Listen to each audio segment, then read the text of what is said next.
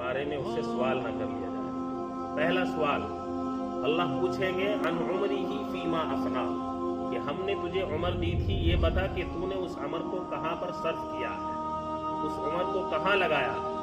دوسرا سوال اللہ کریں گے وعن شبابہ فیما ابلا، اے میرے بندے اب یہ بتا کہ ہم نے تجھ کو جوانی دی تھی، تو نے اس جوانی کا کیا کیا ہے۔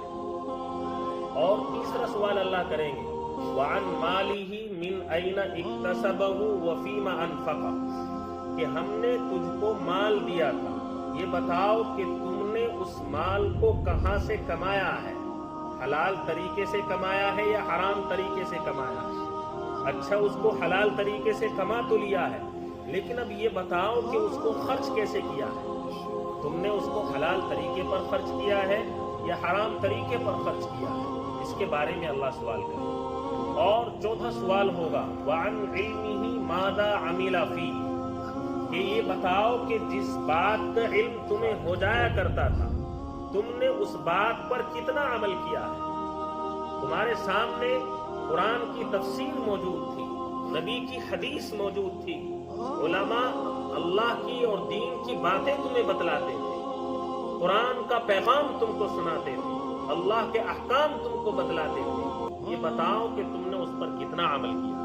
یہ چار سوال قیامت کے دن ہوں گے۔ پہلا سوال عمر کے بارے میں، دوسرا سوال جوانی کے بارے میں، اللہ کو جوانی کی عبادت بے انتہا مقبول ہے اور پسند ہے، اور تیسرا سوال اس کے مال کے بارے میں کیا جائے گا، مال کو کیسے کمایا اور کیسے خرچ کیا۔ آج امت کا اکثر طبقہ اپنے مال کو بیجا خرچ کرتا ہے، فضولیات میں خرچ کرتا ہے، اللہ اس کے بارے میں پوچھیں گے، پائی پائی کے بارے میں حساب لیا جائے گا، آپ نے اس کو کہاں لگایا ہے، کہاں خرچ کیا ہے۔ اور چوتھا سوال یہ ہوگا کہ جو بات جانتے تھے اس پر کتنا عمل کیا۔ اس لیے میرے عزیز ساتھی بزرگوں، یہ چار باتیں بڑی اہم ہیں۔ اگر ان چار باتوں پہ غور کر کے کوئی انسان اپنی زندگی کو گزارنا چاہے تو یقیناً اس کی زندگی دنیا میں بھی روشن اور تابناک ہو سکتی ہے، اور آخرت میں بھی اس کی زندگی روشن اور تابناک ہو سکتی ہے۔ اس لیے آپ حضرات عہد کریں، عزم مصمم کریں کہ انشاءاللہ العظیم ان چار باتوں پر غور و فکر کر کے اپنی زندگی کو صحیح سالم کریں گے نا انشاءاللہ۔